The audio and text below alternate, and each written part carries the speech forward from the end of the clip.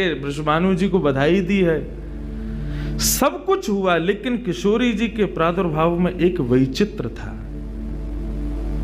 क्या? दिन बीत गए 8, लेकिन किशोरी जी ने अभी तक नेत्र नहीं खोले।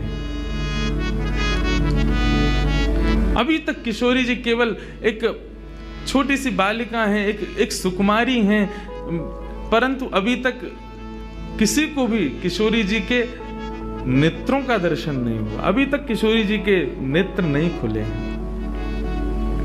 इस बात से कभी कभी चिंतित हो जाते हैं वृषभानु जी और कीर्ति कि हमारी लाली है तो गई है, लेकिन पता ना क्यों अपने नेत्रन को नहीं खोल रही है। कभी कोई संत आ जाए, कोई वैष्णव आ जाए, कोई ब्राह्मण आ जाए, तो उनसे निवेदन करते हैं कि हमारी लाली नेत्र नहीं खोल रही। तब देवताओं ने नारद जी को भेजा, आप जाओ और जाकर के वृषभानु जी के इस मन के भाव को पूर्ण करके आओ, किशोरी जी के सुंदर नेत्रों का दर्शन उनको कराओ।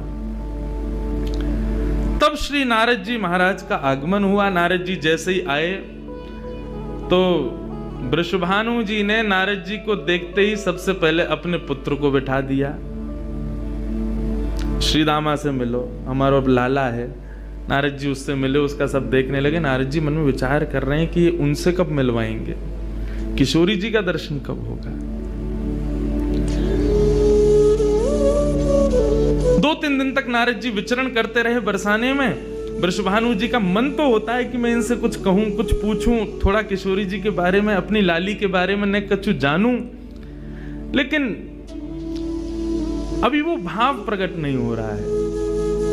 तब एक दिन एक छोटी सी बरसाने की लाली को जब नारद जी महाराज खिला रहे थे और उससे प्रेम चर्चा कर रहे थे, ये दृश्य जब वृषभानु जी ने देखा, उन्होंने तुरंत नारद जी के चरण पकड़े और कहा, हे भगवान, हमारी एक लाली भई है, बहुत सुंदर है, सुकुमारी है, नन्ही सी है। विवाह को देख करके स्पर्श करवे में डर लगे कि कहीं हमारे स्पर्श से कोई कष्ट ना है जाए, या हमारे हम सबन को दर्शन भी ना करा में। लेकिन महात्मन आपसे पूछना चाह मैं, हमारी लाली नेत्र नहीं खोल रही है, कहाँ भाव है?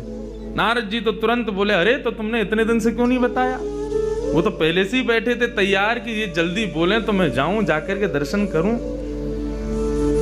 बोले संकोच है रहे हो? बोले संकोच मत करो, अभी लेके